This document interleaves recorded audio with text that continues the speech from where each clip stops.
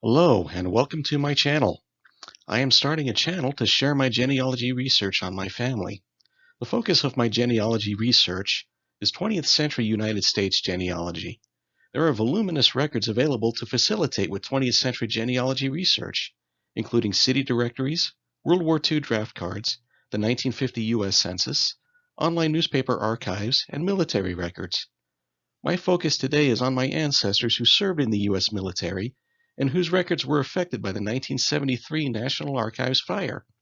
In particular, we are going to look at the military service of my great-grandfather, James Robert Dodge.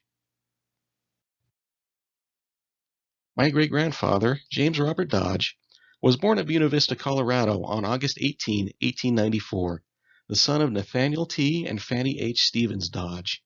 He registered for the World War I draft on June 5, 1917. According to his draft card, my great-grandfather was 22 years old, single, worked as a farmer who helped support his parents, and had no previous military experience. Even though he worked to help support his parents, he did not claim any exemption from being drafted. The back of his draft card lists his physical description. He was tall and slender with gray eyes, black hair, and was not physically disabled. While there are copies of World War I draft cards available on many genealogy websites, I received this color copy of his World War I draft card from the National Archives. This is a picture of my great-grandpa, James Robert Dodge. This picture was taken during the 1930s. Any pictures that would have existed of him during World War I have long since been lost. Registering for the draft during World War I did not necessarily mean that your ancestor would have been called up for military service. My great-grandfather, however, was called up and inducted into the U.S. Army on August 6, 1918. He reported to his local draft board at Salida, Colorado, and was sent to the mobilization camp at Fort Logan, Colorado, 20 miles southwest of Denver, where he arrived there the next day, August 7th. At Fort Logan, he was accepted for military service, assigned to 19th Company General Service Infantry, and assigned his service number. 2 days later, on August 9th, he, along with many other newly minted soldiers, were sent to Camp MacArthur, Texas for basic training. He arrived at Camp MacArthur on August 11th and was assigned to Company K, 3rd Replacement Battalion. He was stationed there until September 16th, when he was reassigned to the September Automatic Replacement Draft Company No. 16 and was sent by train to Camp Merritt, New Jersey, arriving there on September 20th. 2 days later, on September 22nd, he was at the port of embarkation at Hoboken, New Jersey, boarding the U.S. Army Transport President Grant, which left for France the next day, September 23, 1918. Following a 2-week voyage, he arrived at Saint-Nazaire, France on October 7, 1918, and continued basic training in France. On October 28th, he was assigned to Company C, 162nd Infantry Regiment, 1st Depot Division. The signing of the armistice on November 11, 1918, ended military hostilities, but that did not mean he was able to return home at that point. 5 days after the armistice, on November 16th, he was assigned to the 2nd Infantry Division as a draftee replacement and participated in the March to the Rhine. The March to the Rhine began on November 17, 1918, and lasted for 10 days. Following the march, he was assigned to Company F, 9th Infantry Regiment on November 27, 1918. From late November of 1918 through July of 1919, he participated in duties and activities associated with the American Army of Occupation in Germany. In July of 1919, the 2nd Division received orders to return home. My great-grandfather boarded the U.S. Army transport Princess Matoika on July 23, 1919 at Brest, France, and returned to the United States, arriving at Hoboken, New Jersey on August 1, 1919. On August 9th, he was transferred to Fort D.A. Russell, Wyoming, arriving there on August 15th. He was then honorably discharged the next day, August 16, 1919, and returned home to Buena Vista, Colorado. I have mentioned the 1973 National Archives fire. This national tragedy is well documented. Not only do the National Archives document this fire at their website, archives.gov, the YouTube channel, The History Guy, published an episode on his channel regarding the fire entitled The National Personnel Records Fire of 1973. I would highly recommend watching this episode. The National Personnel Records fire began shortly after midnight on July 12, 1973, and destroyed between 16 and 18 million official military personnel files of Army and Air Force enlisted personnel.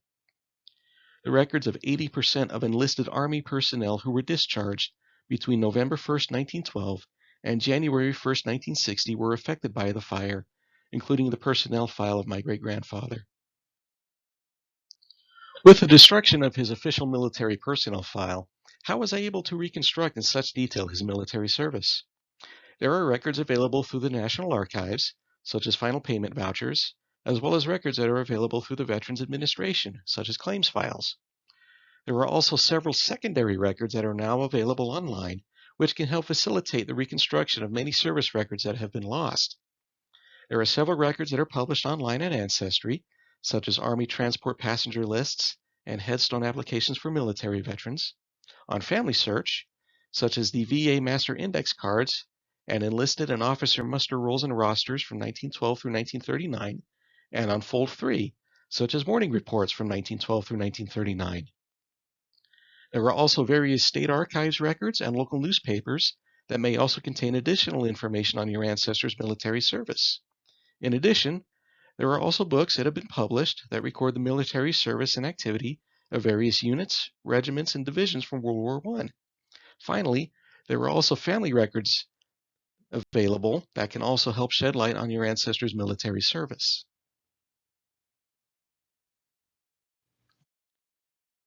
The National Archives has what is called the reconstructed file for the many service members whose records were destroyed. The reconstructed file comes from information that survived the 1973 fire, such as final payment statements. This is the final payment statement for my great-grandfather. This record lists his name, date of induction, residence at the time of his induction, his service number, rank, company, and regiment that he served in, as well as his signature.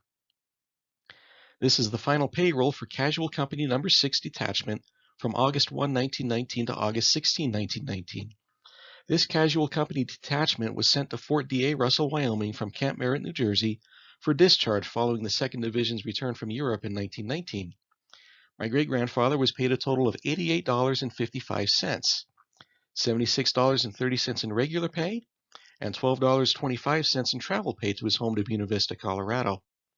Even though the final payment statements are available upon request, with the backlog of requests to the National Archives, it will take you quite a few months, if not a year or more, to receive a copy of this particular record. Ancestry has two sets of military records that are available online. The first is the Army Troopship Service Records 1910 to 1939.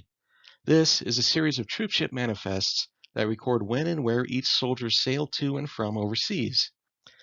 This series of records was published on Ancestry in 2017. The Transport Service Records list the name, rank, serial number, company, and regiment of the soldier, the date and port of sailing, and the date and port of arrival. The top image is the troopship manifest for my great-grandfather when he boarded the U.S. Army Transport President Grant, which sailed from Hoboken, New Jersey on September 23, 1918, and arrived at Saint-Nazaire, France on October 7, 1918. This image lists the group he was attached to, which is the Camp MacArthur September Automatic Replacement Draft Company number 14. It should actually be company number 16, which is what is found on the preceding and succeeding pages of this particular manifest. The manifest lists his name, service number, and rank, as well as his emergency contact, which in this case was his father, Nathaniel T. Dodge, who lived in Buena Vista, Colorado. The bottom image is the troopship manifest from the U.S. Army Transport Princess Matoika, which sailed from Brest, France on July 23, 1919, and arrived at Hoboken, New Jersey on August 1, 1919. At this time, my great-grandfather was assigned to Company F, 9th Infantry Regiment. The second set of military records available on Ancestry are the Headstone applications for military veterans, 1925 to 1970. The Headstone applications that are available on Ancestry are through the date of June 30, 1970. Headstone applications from June 30, 1970 through September 30, 1985 are available through the National Archives in St. Louis. The dates that are referred to in this series of records are not the dates of death of the veteran, but are the dates of the headstone application.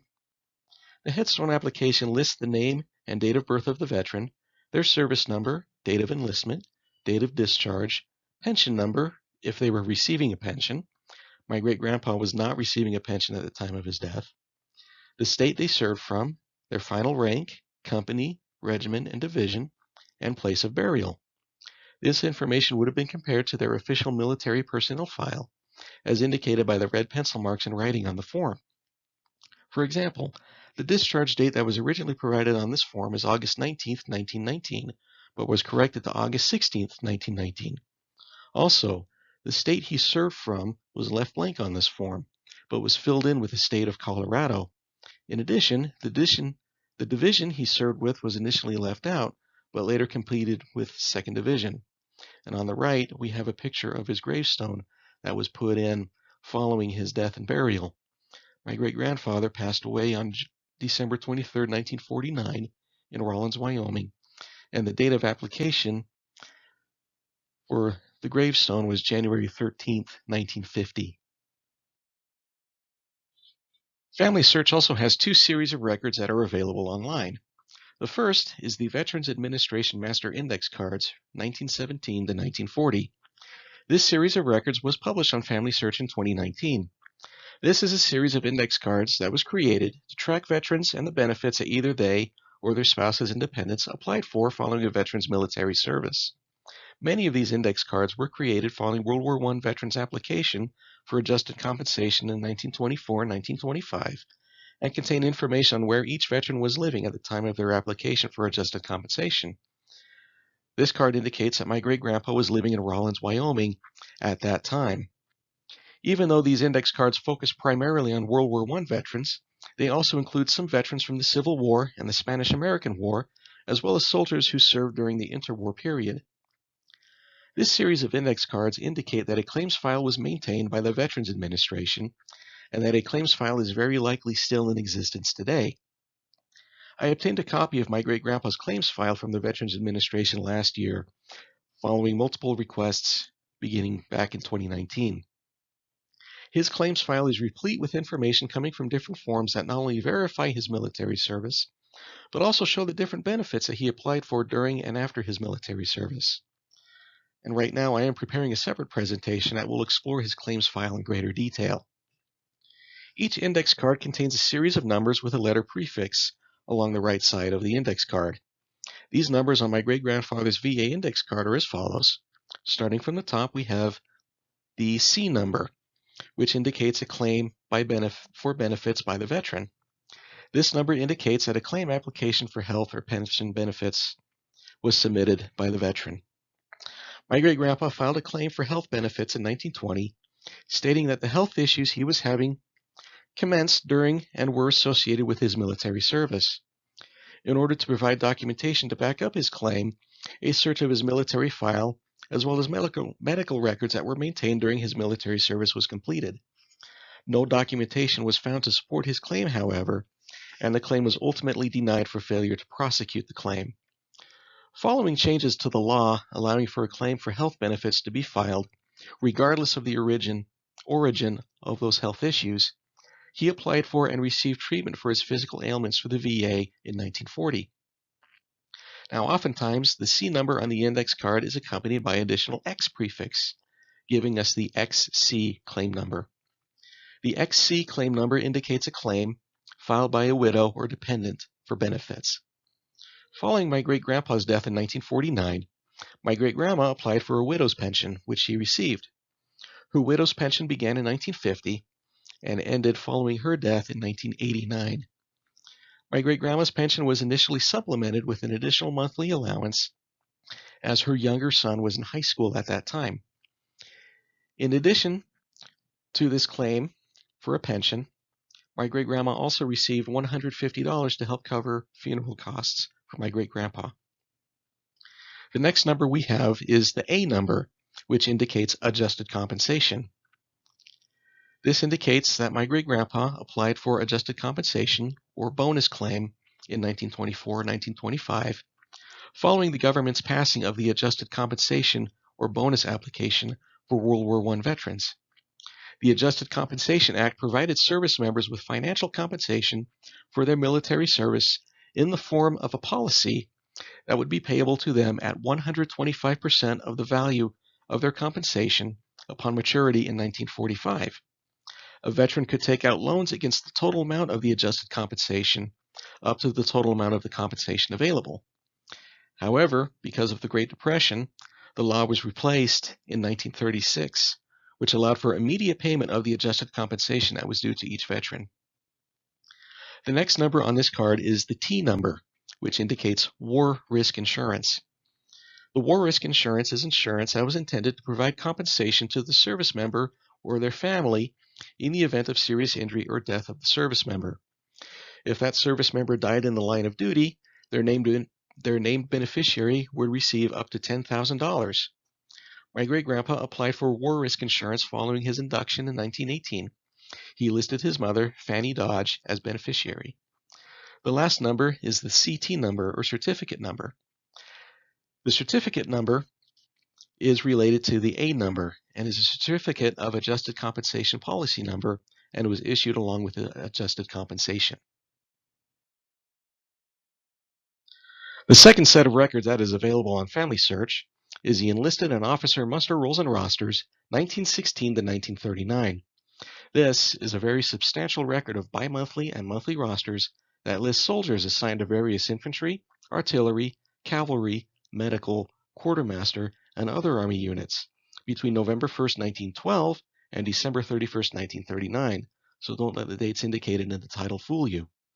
This series of records was first published on Family Search in 2019 and was indexed between 2019 and 2022.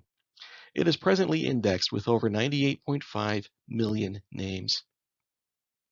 This series of records was transferred to the National Archives at St. Louis from the National Archives at Washington, D.C., following the 1973 fire in order to help with the reconstruction of the millions of personnel files that were lost.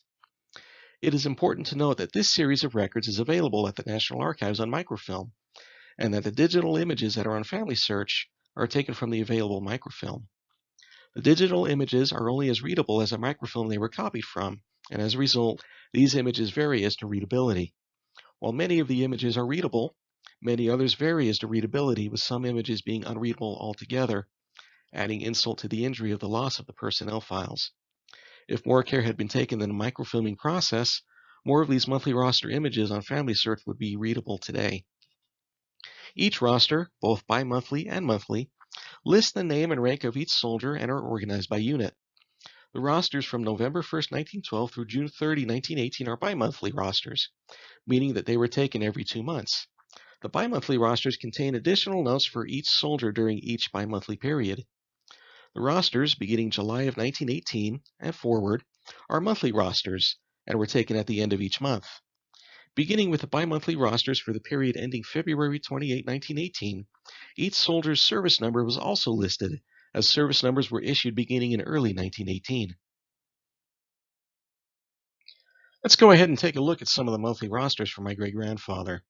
On the left is the image as it appears on Family Search, and on the right is a close-up of my great-grandfather's entry on each image. The first monthly roster is from August 1918, 19th Company, General Service Infantry, Fort Logan, Colorado. The roster for Fort Logan, Colorado in August of 1918 is 17 pages and lists each soldier that transferred through Fort Logan by date. This particular image is from page 9 of the roster for August 1918. My great-grandpa is soldier number 48 on this page.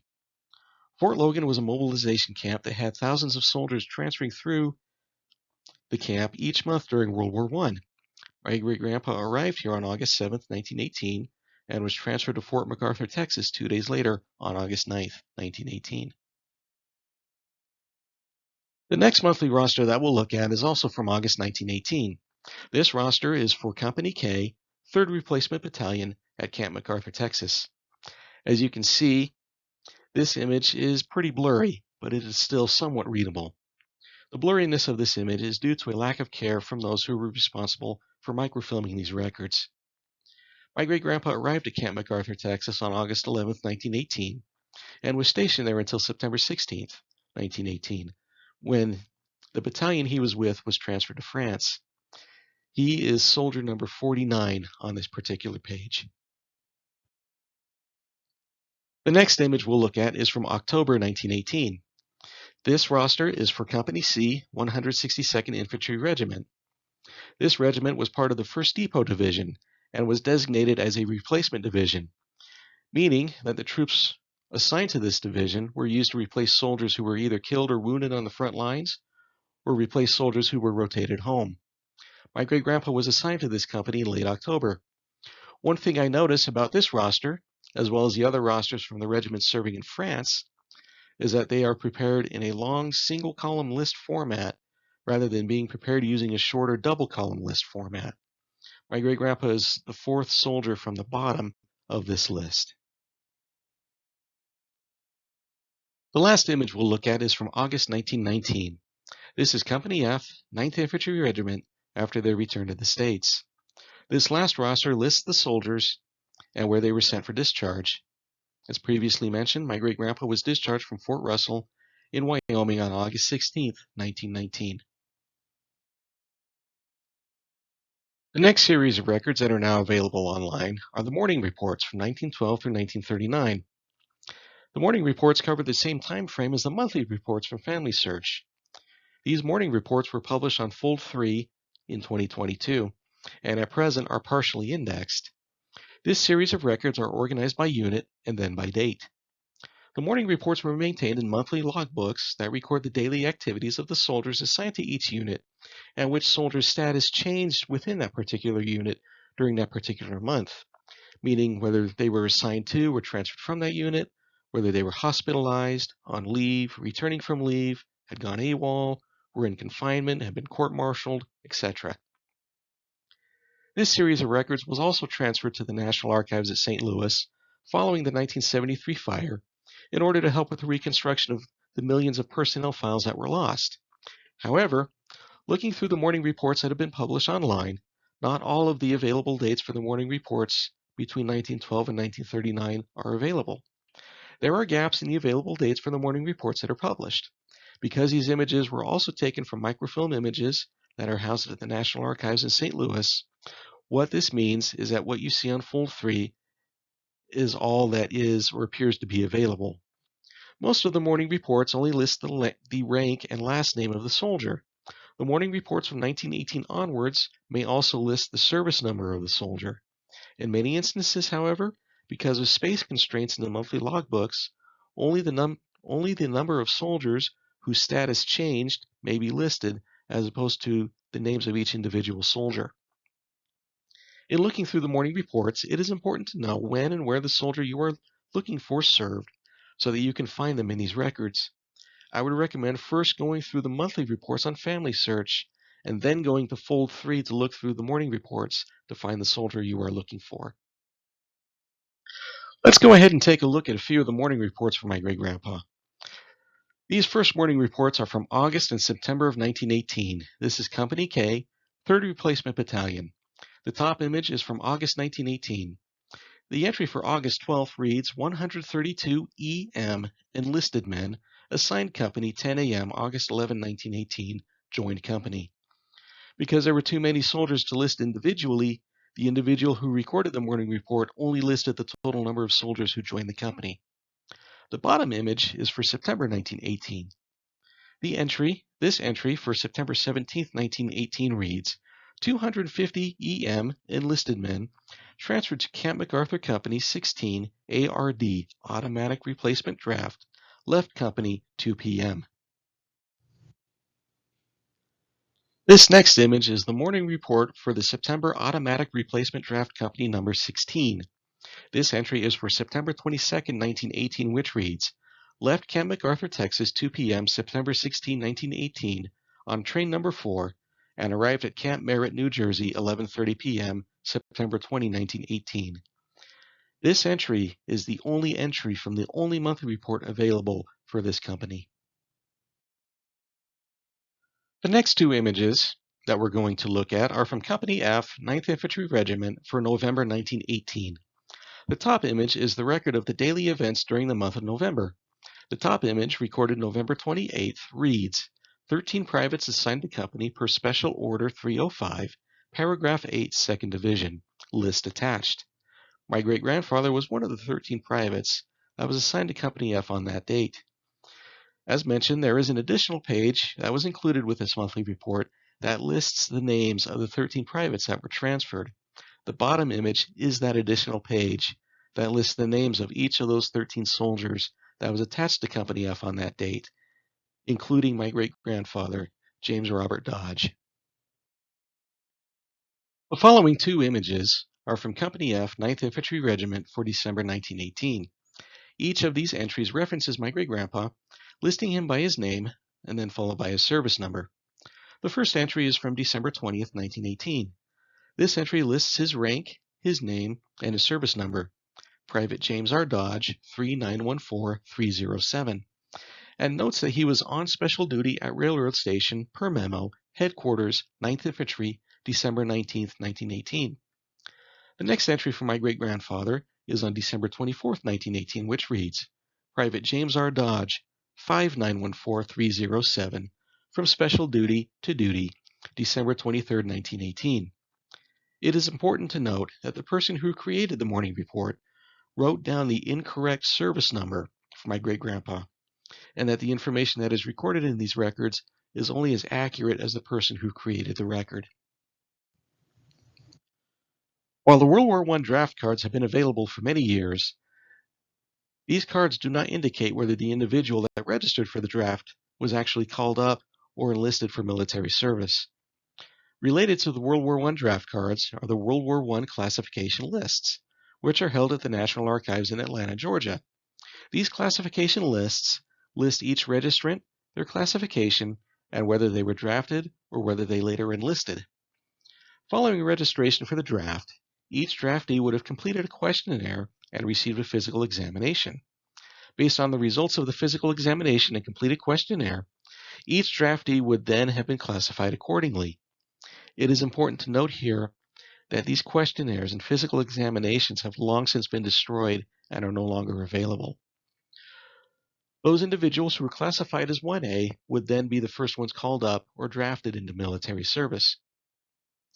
The activity surrounding my great-grandpa's post-draft registration is shown on the classification list. He is here at line 724. He registered for the draft, as mentioned, on June 5, 1917. The questionnaire that he was to fill out was then mailed to him on January 3, 1918. The questionnaire was then returned to the local draft board on January 14, 1918. And based on this questionnaire, he was classified as 1A. And the notice of his classification was sent out to him on January 15, 1918. He was then sent notice to report for physical examination. That notice was sent to him on January 31st, 1918. The physical examination itself took place on February 6, 1918, and the notice of the results of the physical exam were sent to him the same day. The date to report for active duty was August 3rd, 1918, and he was accepted at the mobilization camp on August 7th, 1918. Now, if you notice, he was supposed to have been inducted on July 22nd, 1918, but that date was crossed out and changed to August 3rd. Now, I don't know why this change happened, because the records that go along with the classification lists no longer exist. However, there are other records, the inductee lists, which are still available through the National Archives. The inductee lists I have requested, and I don't know when I'll receive them, but when I do, I hope they will shed further light on his induction process. Along with records that are available through the National Archives and records that are now published online, individual state archives may also contain information related to military service. Colorado, for example, has index service cards listing which individuals were called upon for military service. Colorado collected information on World War I veterans, both during and after the war.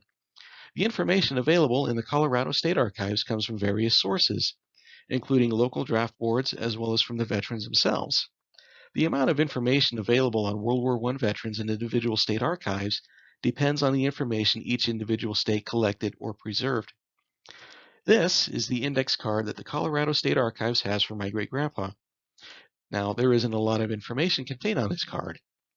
It contains his name, his place of residence, name and place of residence for his next of kin, which was his father, the branch of the military he served in, the Army, the manner of entry into military service, he was inducted, and the date he was to report for military service, which this indicates August 3rd, 1918, which is the same date that is indicated on his classification list. Another part of the Colorado State Archives is the website coloradohistoricnewspapers.com. This website contains many local newspapers that were published throughout Colorado. This is an important resource because many local newspapers publish lists of draft registrants that were to be inducted into military service, as well as articles and notices about draft registration, deadlines for questionnaires, notices for physical examination, as well as information on the different possible classifications of the draft registrants. The newspaper, the Salida Record, published the draft induction notices for my great-grandpa. Both of them are shown here. The induction notice on the left was published in the Salida Record newspaper on June 28, 1918, and the induction notice on the right was published in that same newspaper on July 26, 1918. He was supposed to have been inducted in July of 1918, as indicated in the classification list, but whatever the circumstances were, his induction was moved back to early August of 1918.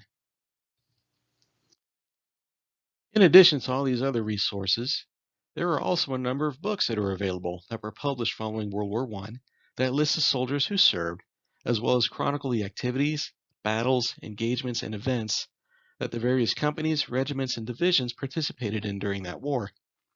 The first book that I found is Roster of Men and Women Who Served in the World War from Colorado, 1917 to 1918. This book was published by the Adjutant General of the Colorado National Guard in 1941. This book lists each service member who served from Colorado in World War I. It is arranged alphabetically by name and then by county, and shows which branch of the service they served in as well as their rank. My great-grandpa is listed in this book. He was listed as being a private in the infantry. The next book I found is The 9th U.S. Infantry in the World War. This book, written in 1919, is a history of the 9th Infantry Regiment and their service, activities, and actions during World War I. This book also contains a complete list, company by company, of the soldiers who served in the 9th Infantry Regiment. My great-grandpa is listed in this book under Company F. Each list indicates which soldiers were wounded, killed, or missing in action. Other books that I have found that are excellent references are the 2nd Division American Expeditionary Force in France, 1917 to 1919, written by Colonel Oliver L. Spaulding and Colonel John W. Wright and published in 1937. Another book is the 2nd Infantry Division in World War I, written by George B. Clark in 2007. Both are great resources that detail the involvement of the 2nd Infantry Division in World War I. Finally, we have family records. Now, it is possible that you may have family records of your family member's military service somewhere in your family records.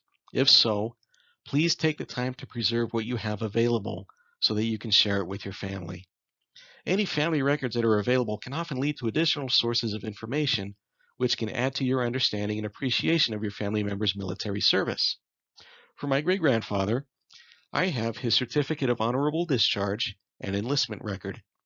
This has been an invaluable document that has been the basis of my research and putting together as complete a picture as possible of his military service. This record would have been issued upon his discharge in 1919.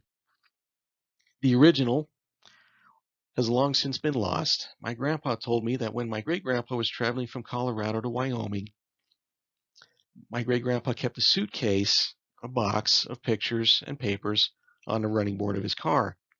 Well, this suitcase fell off, and all that was contained therein was lost. However, my great-grandpa had his Certificate of Honorable Discharge and Enlistment Record recorded in Chaffee County, Colorado, following his return from military service in 1919. This particular copy right here was issued on April 5th, 1930 by the Chaffee County, Colorado Recorder. My great-grandpa took this copy that was issued and had it recorded in Albany County, Wyoming on April 11th, 1930. you can see the recording stamp in the upper right corner of the Honorable Discharge Certificate.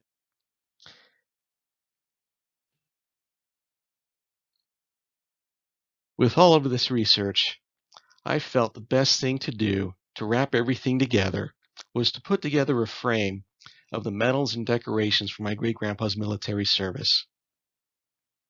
Nearly all of these medals and decorations pictured here are replicas. On all of these replicas, I was able to purchase online. On the top right corner is a replica of the World War I Victory Medal with the France Service Clasp.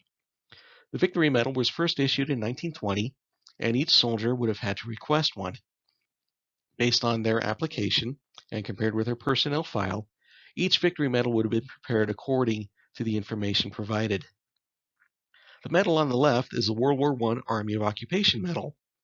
This medal was not issued until late 1941, approximately 1 month before America's entry into World War II. Again, each veteran would have had to apply for this medal. I don't know if my great-grandpa ever applied for or received either of these medals because none of these medals have ever been passed down. The red chevron at the top is the Honorable Discharge Chevron. This was issued to each soldier upon their honorable discharge from military service in World War I. The small gold chevron to the right is the War Service Chevron. The number of War Service chevrons indicate how long each soldier served overseas. One War Service chevron indicates that my great-grandpa served at least 6 months overseas.